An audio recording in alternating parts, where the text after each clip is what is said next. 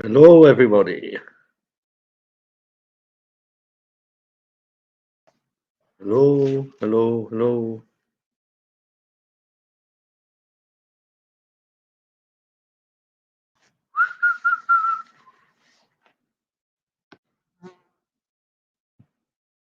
Do, do, do, do,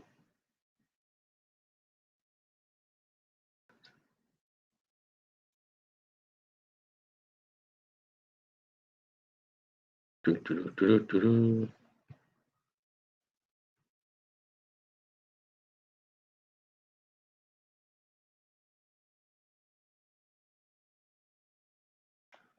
Oh, there you are, Laura.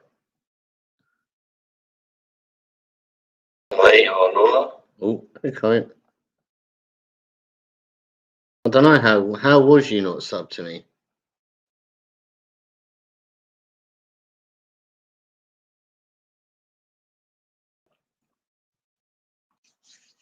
Just trying this melon out.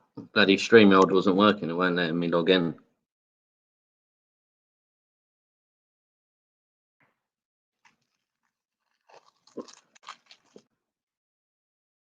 Evening, Barry. I was just going to watch random crap on YouTube so we can chat. Seems that everything's done.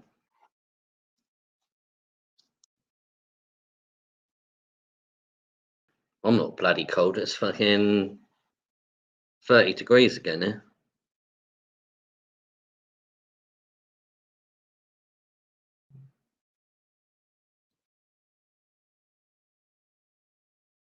Do, do, do.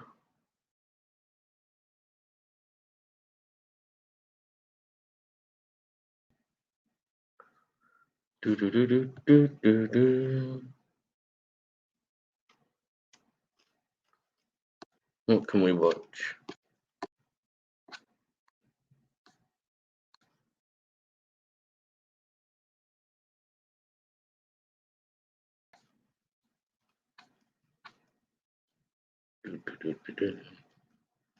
There we go. I was going to watch this.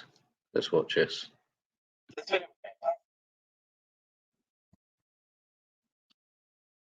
Have this button.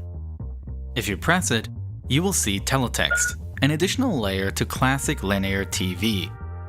While teletext never existed in some countries and has been outdated in others years ago, it is still popular in many places today.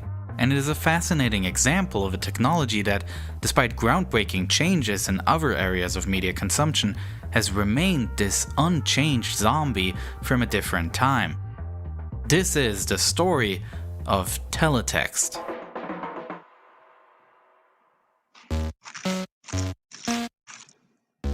Teletext was inspired by the technical possibilities of the time, as it was made possible by utilizing a gap in the transmission of the television signal. CRT television sets work using an electron gun that shoots out a beam of electrons towards a screen. These electrons can be aimed precisely using a magnetic field, resulting in a directed beam that scans across the screen. As it does so, the intensity of the beam varies, and since the electrons make the phosphor screen light up accordingly, an image is produced. There are different types of broadcasting formats around the world. In the UK, where teletext was invented, PAL was used, which changes the image 25 times per second, creating the illusion of movement, what we call video. This PAL system uses 625 lines horizontally. However, only 576 lines are actually used to transmit the image. The remaining lines, the invisible gap so to say, is used by the television to prepare itself to receive the next image. In the 1970s, the idea of using this gap in order to provide viewers with additional information that would complement television arose in the United Kingdom. The publicly funded BBC was interested in using such a system in order to provide subtitles for their program, and in 1974 the station adopted CFAX, the world's first teletext. The viewer can select certain pages by entering numbers on the remote control. The technology is limited to a certain number of pages, from the main page, 100, to a maximum of 899. The system became a huge success, and gradually more countries started adapting this new British invention, which the UK was quite proud of. Britain is far ahead of the rest of the world in this business of teletext. That is, providing written information such as news, weather, sports results, or even special pictures on our home TV screens. A recent survey showed that 98% of all teletext and view data installations throughout the world use British technology. And that's something we can all be very proud of. Within a decade, almost every television model available came with the option of having a decoder that is used to receive teletext.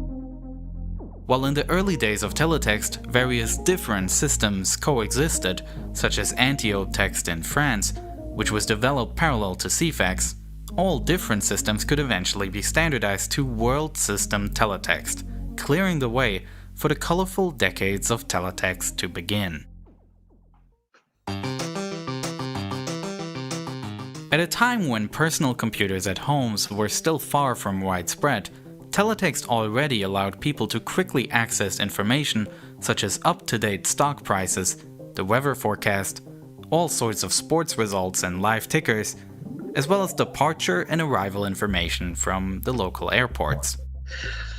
But especially, teletext became popular for following current news events.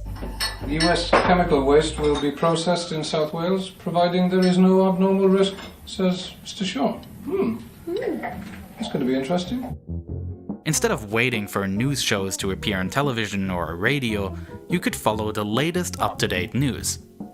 A new way to consume, as the user of teletext was an active determiner of the content that is shown on the screen, clicking from page to page at their own pace. And news reports came in much faster than people were used to, which sometimes resulted in a few more errors as well. Stanley, good morning. Morning. What's your question, please? I am not grumpy I'm a now. bit amazed at the spelling and grammatical errors that No occur. way am I grumpy. Well, everybody makes spelling mistakes. You have to face the fact that our sports news is incredibly fast. It's going on over here at the moment. So it's And my if- friend there in the pink shirt whose fault it is if there's a mistake, is it? Well, that's Kevin, and he's typing it in now. And Yes. if he makes a mistake, Mr. Bradshaw will see it. So the Exactly, internet no. works by And a it's not computer that long. sending requests to receive information. The transmission of teletext is linked to the television picture. Since only a small amount of data fits into each individual blanking interval, the pages are transmitted in an endless loop. So if you as a viewer want to look at a certain teletext page, you may have to wait a while until the data is transmitted via the television signal. Sometimes that can take a long time. More modern devices, on the other hand, have memory built in, which continuously saves all the pages in the background, which in turn enables quick selection. Teletext is not a pure text medium. Broadcasters also use the technology to display graphics, with a very unique look. Teletext has a fixed number of columns and rows in which characters are displayed. In addition to the usual text characters, there are also block characters. By combining these blocks, graphics can be displayed. The images shown are therefore always made up of a mosaic of characters, and a lot of skill is required to achieve recognizable images using this technique. This process may also be reminiscent of so-called text art, which later became popular in chat groups on the internet. In addition to the latest news, teletext is also used to provide additional information about the program. For example, what show is on next, and it can even be an additional source of income for TV stations. Oftentimes, competitions and lotteries are advertised in which viewers can take part via SMS. Individual pages are also sold off as complete advertising space, sometimes used by larger corporations, oftentimes used by telephone erotic hotlines. Some broadcasters also allow viewers to have their own text messages displayed on teletext by them sending an SMS to a number that charges them a fee. Used by people to greet their friends, send romantic messages to their partners, advertise their own business, or share anything else with the world. In addition to the content increasing in variety, teletext technology was also further developed. Teletext level 1.5 allowed the reception of additional characters for other languages, as well as more special characters. And with Teletext 2.5, the color palette was increased to now offer 4016 different colors. And the resolution of the image content is significantly higher, which is primarily used by TV stations for their logos. However, this standard is not particularly widespread, for a number of different reasons. On one hand, for pages with complex high-resolution content, it is necessary to transmit the data over several passes through the television signals, which can further lengthen the waiting times for each page. In addition, the teletext can only be received with a corresponding new decoder, which is why it is necessary to also keep broadcasting the graphics with the lower resolution in order to guarantee a proper display on any TV set, old or new.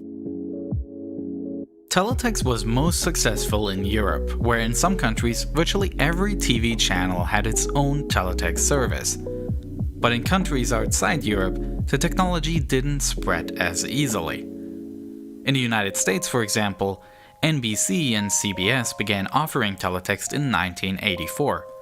However, they did not rely on the world system teletext standard used in Europe, but rather used their own new standard, NABTS.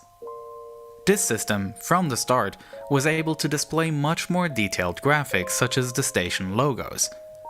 The disadvantage, however, was that a special decoder was necessary, which was significantly more expensive than those used in Europe.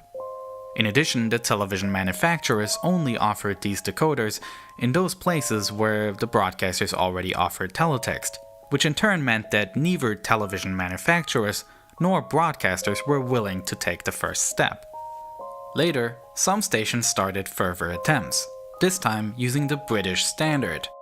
For example, Electra Teletext, which was broadcasted by various US TV stations for 12 years. Ultimately, however, it didn't prevail. The FCC, an agency regulating television in the US, mandated that by 1993, new TV sets sold needed to be able to display closed captions. TV manufacturers therefore included closed caption decoders, and teletext decoding was scrapped. A decline in the use of teletext can also be seen in many countries where teletext once was very popular. After 2 very successful decades for teletext, a difficult time of change began.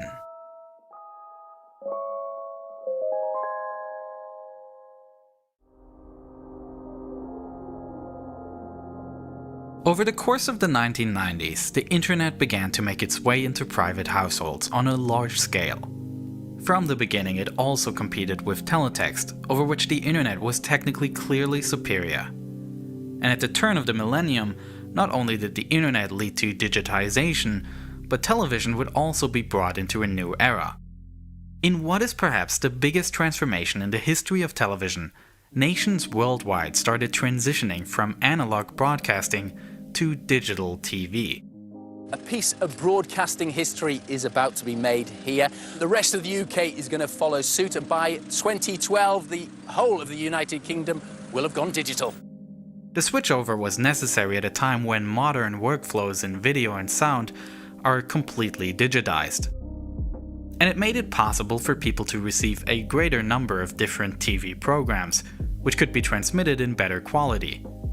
For digital TV, a lower frequency range is necessary. With the shutdown of analog transmission, those frequencies could then be used for 4G internet. As time-consuming as the switchover was, it made it possible for television to further develop in many different ways. The long-existing HD standard was finally able to really become the norm, and stations developed alternatives to teletext that offered more capabilities.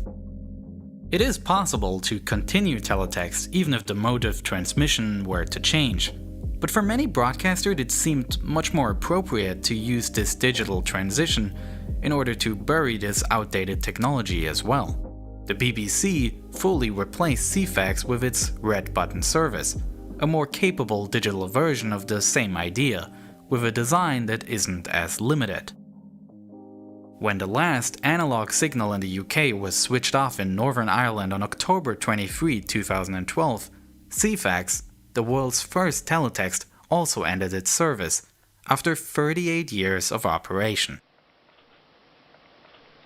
Analog television has seen many technological advances and additions since the days of Baird and Marconi. Now though, we enter a new era of broadcasting, as this becomes a fully digital UK. From the analog BBC television service, good night and goodbye.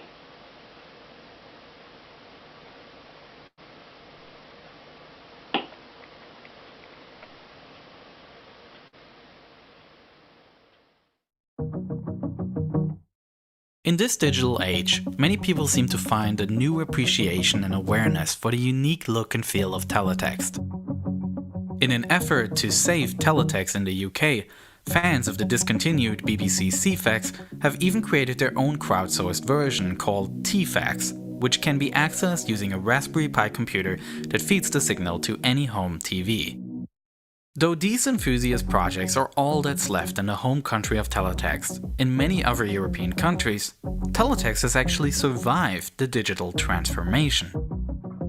It is transmitted digitally through cable, or even using the internet for the growing number of people that receive television through IPTV.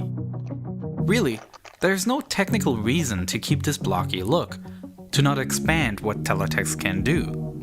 But the mixed reception of teletext alternatives has shown that many people don't want teletext to change. Since teletext has survived the big disruptions of the digital switchover in so many countries, where I've lost my what really should stop it? And fans of teletext have even created artwork using it. In order to advocate for the artistic value in teletext, the International Teletext Art Festival was launched, which cooperates with the public broadcasters in Austria, Germany, and Finland. The broadcasters made certain pages of their teletext available for this special festival, which every television viewer could attend at home. In addition, artists created live teletext art as part of an exhibition in Linz, which was projected onto large screens. Visitors could also take part in this exhibition themselves and create their own artwork. Teletext has made it into the digital age without even having to adapt. Some broadcasters even offer their teletext content available on web browsers and apps, but they still display it in this mock-up design of the original teletext, because that's what people expect. And I think there's something to be learned from this popularity. Technical limitations can often appear as a hindrance for designers that limits the experience that they can create for us consumers. But I think that teletext is a good example that if the constraints of a medium are truly embraced, the result can be a unique visual language that fits extraordinarily well. More technical possibilities can lead to new ways for designers and artists to express themselves, but it's not the only way. Technical limitations also can inspire creativity. When it comes to my appreciation of teletext, a lot of nostalgia may have played a role. But I think it still can be interesting to look at these technology cycles. When teletext was introduced, personal computers were not present in households. But teletext was a precursor of a near future in which information could be accessed in real time. And today, this future has come. And teletext is attracting a renewed interest for its aesthetic, from artists such as Dan Fairmont, who says, "To me, it will always represent the future, specifically that predicted by countless 80s sci-tech films and TV shows. Though they might not have been 100% correct, teletext does continue to thrive as a counterpart to the internet." While teletext changed the way we consume information 40 years ago, today there are also new ways to stay better informed about what goes on in the world. For example, every morning I check out the short daily briefing by this video's sponsor Morning Brew. How it works is you register once, completely free, and from then on receive an email every morning which contains a well-researched overview of what's happening in the fields of business, technology, and other news. Especially when it comes to business news. I found it quite difficult to keep myself in the loop and follow developments. With Morning Brew's newsletter, I know what goes on at the moment, and over time I found that I was more aware of bigger changes and trends. Best of all, Morning Brew is completely free, so all you have to do is click on the link in the description, enter an email address, and you're set. From then on, not only do you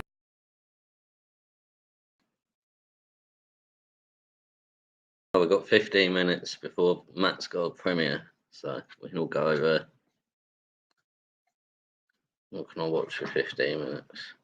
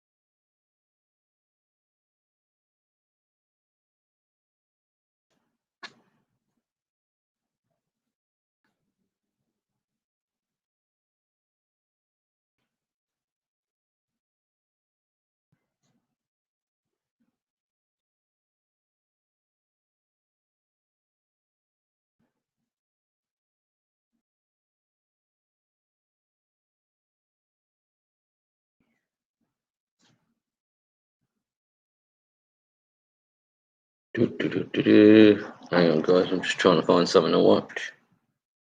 Like, everyone's putting videos out tonight, so we're all sorted.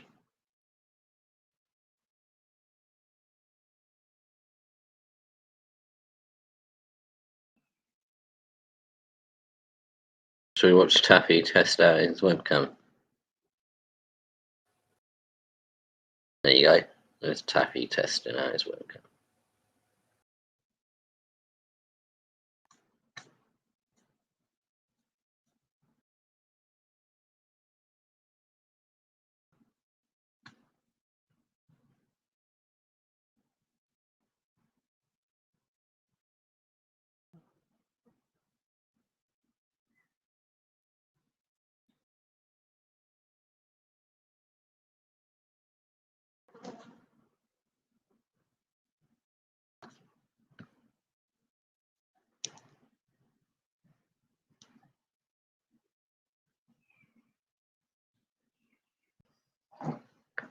I thought you was on about the cat food then, Laura, smelling good. I was like, what the hell? I know it does smell good sometimes, but that's just weird.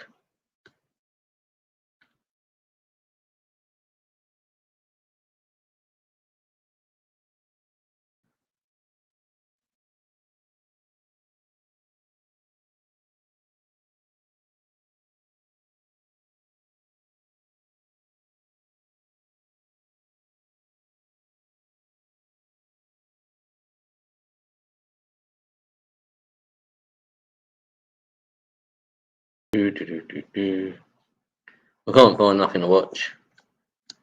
We have a secret role video in 10 minutes. Let's go over there and we'll watch that.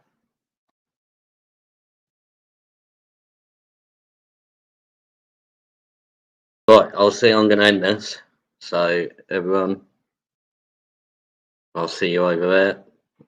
Hopefully, Facebook and that is back up, and I don't have to come back on here and show you my ugly face.